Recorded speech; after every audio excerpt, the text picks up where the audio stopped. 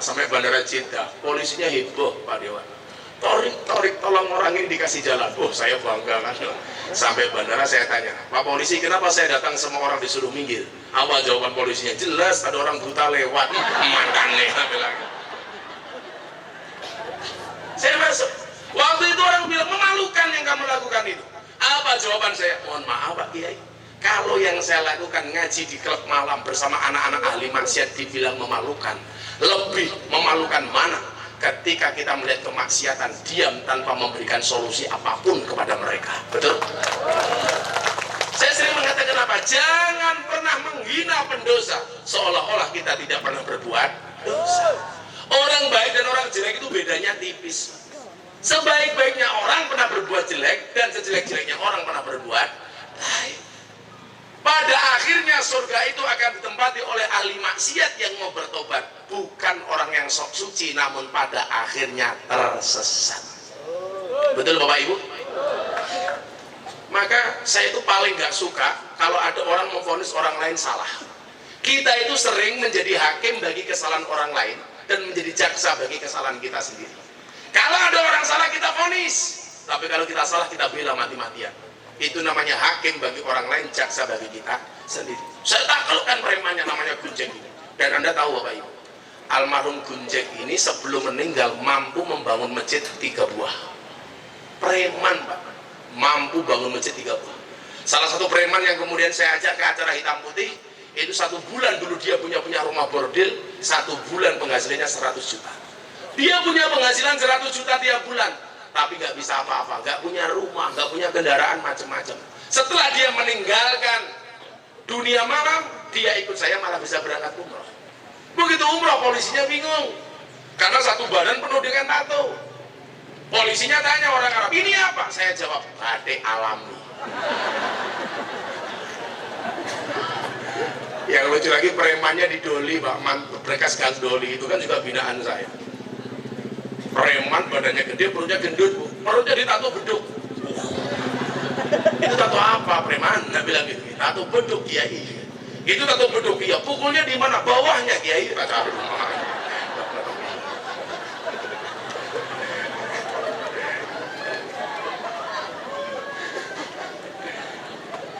Nabi Muhammad pamannya ditaklukin dulu supaya apa? Mendukung perjuangan Kanjeng Nabi. Oh, makanya kalau saya ketemu preman sudah terlalu biasa. Maka alhamdulillah kemarin saya ngaji di Jakarta, kawan-kawan FBR kita ngawal Gus Miftah. Saya naklukkan beberapa klub malam di Jakarta. Sekarang enak Pak, saya dikeroyok kemarin 20 preman. Saya nggak mundur Pak. Kenapa? Belakang saya sumur. Tiba-tiba saya kecemplung Pak. Itu. Alhamdulillah kayak Kolesium itu yang punya orang Nasrani, Chinese, mau ngaji. Karena saya mengatakan mereka semuanya butuh pengajian, termasuk anak-anak dunia malam itu. Ahli maksiat belum tentu masuk neraka, ahli ibadah belum tentu masuk surga. Karena banyaknya dosa bisa terhapus dengan taubat, banyaknya amalan bisa hilang karena takabur dan kesombongan. Maka lebih baik ahli maksiat yang khawatir dengan kemaksiatannya daripada orang yang banyak amalan tapi sombong dengan amalannya. Oh, iya. Ibu-ibu yang banyak maksiatnya langsung betul. Perempuan tuh Pak, saya cuma 1, dari lisannya, dari mulutnya. Makanya amalan perempuan tuh jauh lebih hebat daripada laki-laki. Tetapi kenapa neraka paling banyak isinya perempuan? Karena amalnya hilang karena keberaniannya dengan suami. Wow.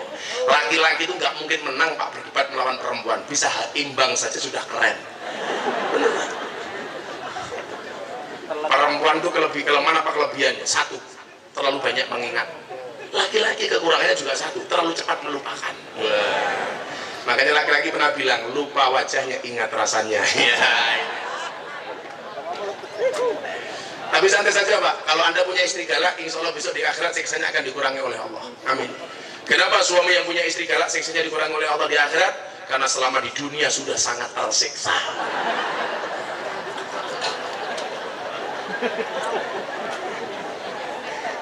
Laki-laki itu kalau punya istri galak, dia 2 kemungkinan. 1 kemungkinan akan menjadi walinya Allah, karena walinya Allah itu rata-rata istrinya galak. Contohnya siapa? Umar bin Khattab.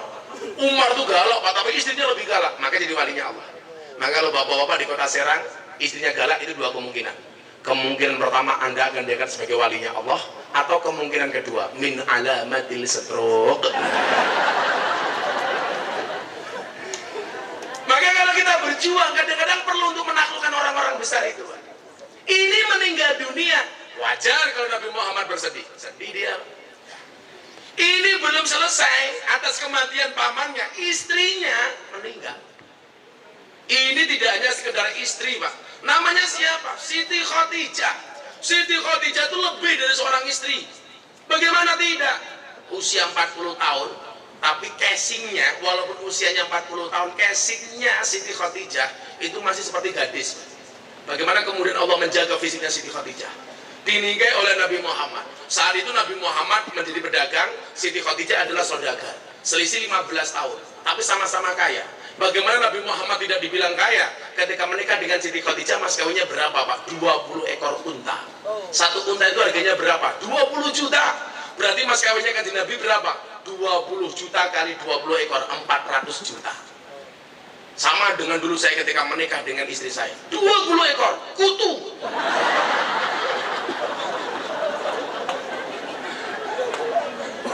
Kakek moyang saya itu kaya 7 turunan, Pak. Persoalannya saya keturunan nomor 8. Makanya kalau hari ini ada orang bilang harus sama dengan kanjeng Nabi, kalau nggak sama bid'ah, Anda salah. Berarti kalau harus sama dengan kanjeng Nabi, ada banser umur 30 tahun belum menikah, berarti bid'ah dolalah sesat. Karena Nabi Muhammad usia 25 menikah, dia 30 tahun belum menikah, kan berarti sesat, Pak. Kalau harus sama dengan kanjeng Nabi, 20 ekor unta, kamu nikahnya kapan? Ya kan? Seragam saja nggak ganti-ganti. Mau 20 ekor unta. Hai Banser ini keren, pengawal saya besok ke surga. Amin. Banser itu kan tugasnya survei lokasi nih. Jadi sebelum kiai masuk surga, surganya disurvei oleh Banser. Surganya sudah siap, kiainya masuk, Bansernya keluar lagi.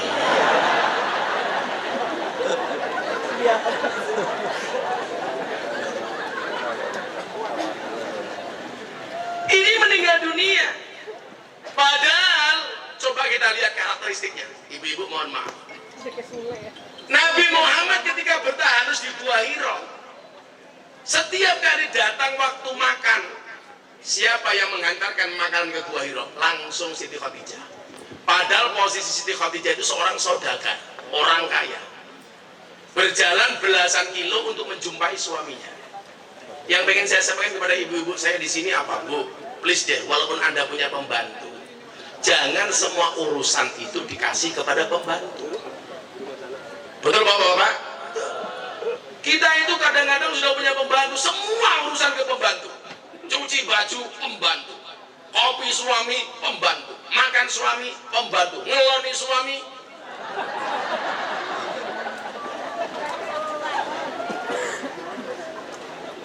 Ya kalau kemudian semuanya diuruskan kepada pembantu, mohon maaf Bu, suamimu bisa berpindah ke lain hati. Tidak hanya berpindah ke lain hati, dari lain hati berpindah ke lain body. Makanya istri itu kepanjangannya apa? Istana tempat ridho ilahi. Bagaimana kemudian dicontohkan oleh Siti Khadijah? Waktunya jam makan dia datang, Pak. Padahal pembantunya banyak.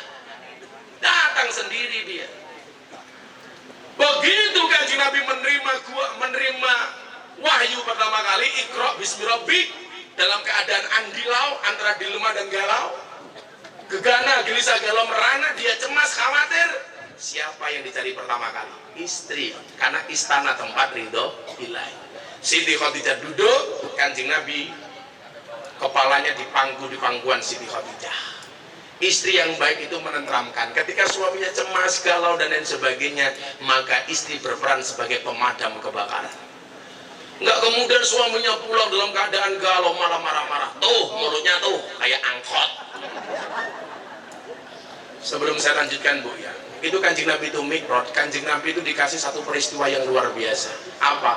Ada perempuan yang lidahnya ditarik, panjangnya sab'aina diro'an, 70 dirok. Ini saya sampaikan kepada ibu-ibu karena saya cinta dengan ibu-ibu. Nggak perlu saya sampaikan kepada laki-laki karena saya nggak suka dengan laki-laki. Ditarik sab'aina diro'an, 70 dirok. Satu dirok itu berapa? Setengah meter, Pak. Berarti kalau 70 dirok, lidahnya perempuan panjangnya berapa, Bu? 35 meter. Ibu-ibu jangan melihat sekarang ya. Kemudian apa? Summa ukida khalfa unukiha. Lidahnya ditarik seperti ini. Nabi Muhammad ketakutan, dia bertanya kepada Jibril, Jibril, ini kenapa perempuan disiksa seperti ini? Muhammad, ketahuilah, ini adalah istri yang tidak menenteramkan suaminya. Suara perempuan lebih tinggi daripada suaminya, suara perempuan lebih banyak daripada suaminya. Kalau yang laki-laki ngomong satu ayat, perempuan balas satu juz. Orangnya datang ini Pak, datang, ya ikut ketawa. Biasanya jilbabnya pink Pak, biasanya ada nggak yang pink? Oh ada. Yang jilbabnya hijau insya Allah ya lebih parah.